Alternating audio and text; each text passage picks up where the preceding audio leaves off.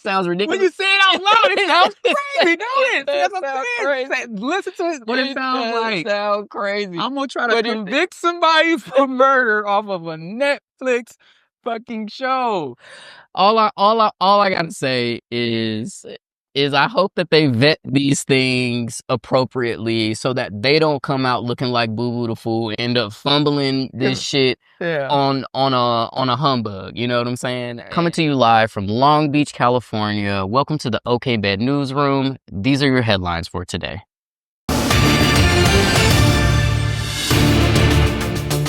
So for our first headline today, we're doing another Diddy update.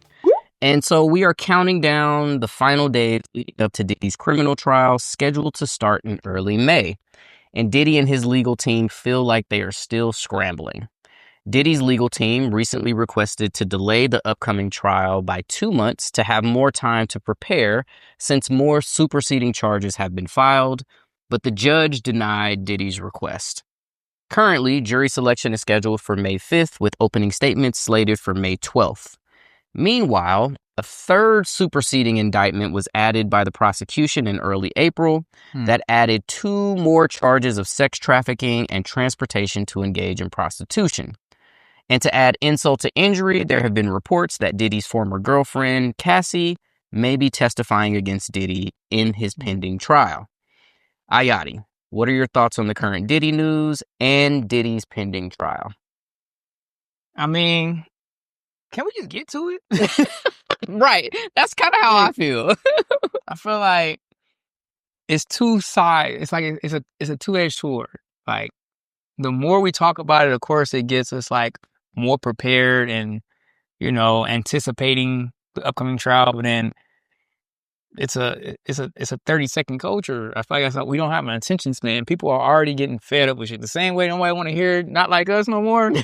I don't hear about this Diddy trial no more. Is this motherfucker convicted yet? That's sometimes we can sit back looking. It ain't gonna be like back in the day where like court cases could be like made for TV. People sitting here every day watching the court case. Like, motherfuckers looking for updates, headlines. What's the little the sizzle? The quick hitters. Yeah, there's so much shit going on in the world. I think nobody give a fuck right now. Like, damn, Diddy. So it's like, for me, it's major. Like, it's not gonna help him at all that Cassie is coming in. To me, that's a home run for the prosecution. Like, all right, bet we got somebody who already been paid out. They got details, was with him for years, probably seen some shit, can speak on some shit, no matter what. Even if she don't have video evidence, she's a credible witness because she was a partner for many years. That means she was in rooms that people didn't get access to. She was hearing conversations that people didn't get to hear. So if she does testify, that's probably if it comes to light that we be like, damn, you ain't got no real evidence. Like, we looking at her like, damn, this is all not real shit. But having a credible person like this speaking on it, man, he definitely gonna be in some hot water when it comes to that. So my take on it is, hurry up, shit. Right. Yeah. I mean, sorry, I didn't mean to cut you off. That's it, bro. No. Yeah. I mean, I feel very similarly. Like, I think at this point, I think most people are just ready for the trial to start so that we will know what the outcome is going to be. I mean, obviously, Diddy is trying to delay. Diddy and his legal team are trying to delay the proceedings because I think every time creates doubt. I think that's what it is. That's fair. You make this shit wait long enough, motherfuckers might forget. And I think that's the angle that they're trying to push. They're trying to push that. Let's take a long time and make you start doubting the evidence. That's why I think it needs, for them, it needs to go quicker. This shit needs to start immediately.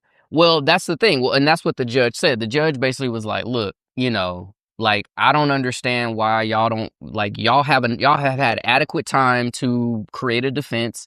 Like, we get that you've had some upheaval in your legal team and all of that, but that doesn't rise to the level, like, because he has like 4 different law firms working on his behalf. And so they were like, if 4 different law firms can't get ready, then no one can get ready. You know what I'm saying? So I think, to your point, like, it's time, like, it's just, we just got to get to it and get through it. And as it relates to Cassie, you know, potentially testifying, I agree with you. Like, I think she is a very credible witness because, number one, like, there is evidence that she is a victim. Like, there is legitimate evidence that she is a victim.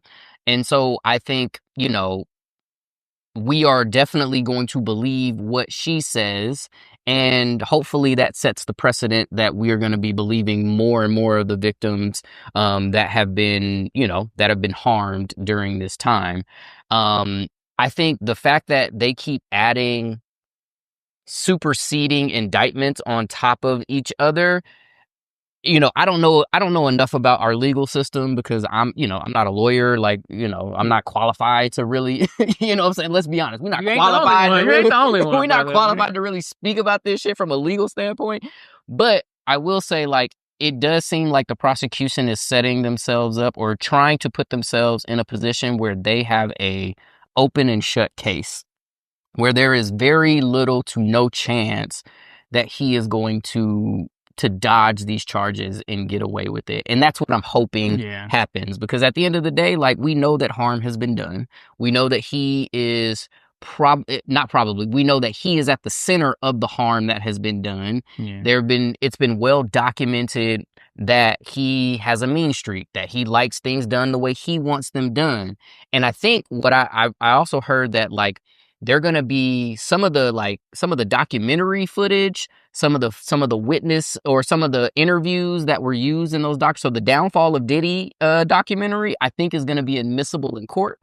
So it's interesting where, like, you know, I think TMZ did that documentary, if I'm not mistaken. Me thinking now, like, y'all cold in the motherfucker. Y'all should have so if the stayed out of it. Like, why y'all going now? Y'all evidence? How your tabloid is now evidence? So I think they are looking at folks that were interviewed in that series of documentaries as potential. I think some of those, it's not considered testimony because it's, you know, they weren't in a court of law, they weren't deposed, but they are going to be looking at the responses of those interviews as potential evidence to bolster the prosecution's case. So I think it is.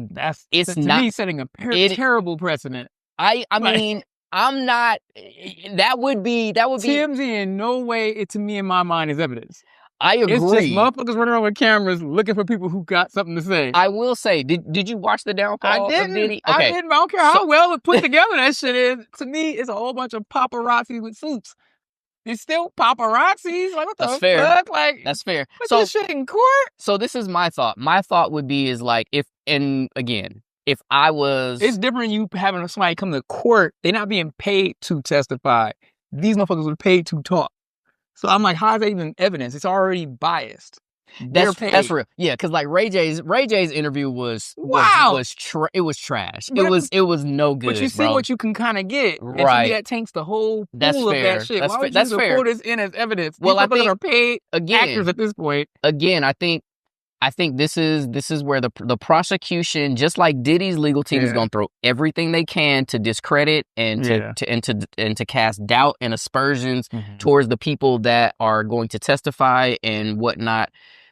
You know, the prosecution is going to do the exact opposite, do the exact same thing on the opposite side of it, right? So even if it sounds halfway credible, at that point, it at least gives them an opportunity to say, okay, would you be willing to testify? If so, do we feel like, because I think there were some people in this Downfall of Diddy documentary that came off very credible and very believable.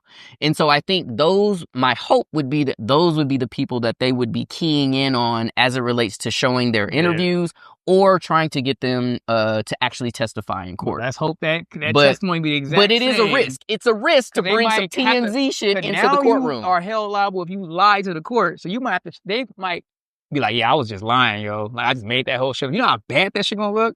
If you thought this was a good motherfucking person, then you found it, once this motherfucker under oath, you're like, oh, I can get in trouble for this shit? Hey, yo, everything I said, I made that shit up because I just wanted to be on TMZ. Like, don't put me in this mess. And then, that would be terrible for the prosecution. I agree. Make your judgment look terrible. Like, you thought this was a good idea. I would stay away from them motherfuckers, actually. I mean, I think if they didn't already spoke out in public, I need some secret shit that can be put to doubtable. Like, have you been paid yet? Okay, cool. Like, don't get paid afterward. That's what I'm saying. Why are people so quick to get paid up front? Wait till the trial hit, you get your money afterward. Yeah, well, for the book rights and the stories, and don't do this shit before. yeah, Like, that's fair. people That's fair. grabbing checks before this motherfucker even got convicted. Yeah. I'm like, or even got exonerated. He's still presumed innocent or whatever the fuck. But people out here jumping too quick for the money. This cash grab shit is getting out of control. Like that I agree with. My hope will be that the prosecution vets who, if they are going to actually admit some of this testimony or some of these interviews from that documentary, which sounds ridiculous. When you say it out loud, it sounds crazy, don't it? That's what I'm saying. Crazy. Listen to it, what it sounds like. Sound crazy. I'm gonna try to convict somebody for murder off of a Netflix fucking show. All I gotta say is I hope that they vet these things appropriately so that they don't come out looking like Boo Boo the Fool and end up fumbling this shit on a humbug. You know what I'm saying? And that's really what it is. And so I think, you know, it's going to get real interesting as we get to jury selection. I think jury selection is going to be really, really interesting to see what the makeup of the jury is, how many women, how many men, what are the ethnicities, what are the professions of these people. Because let's be honest, like there isn't going to be one juror that doesn't know about this case or doesn't know about what's going on. Or don't know who the people, especially everybody's coming in bringing biases, and this is the one case that people is like, man, I hope I get jury duty for this one. I'll get me a book after this. Yeah, I hope I can get jury duty. I'm trying to be front and center for you know what I'm saying? So they really are gonna have to tease through a bunch of shenanigans in the jury selection process. So it'll be interesting to see how that goes. And and we'll keep y'all updated as we get more information on the case. Yep. Boom. Awesome. All right, y'all. Well, that is our show for today. We appreciate y'all listening, watching. So go out and like, share, subscribe, comment. Let us know how you feel about this episode and about the particular segments that we did. And we'll catch y'all on the flip side. And with that being said, Ayati, stay casual.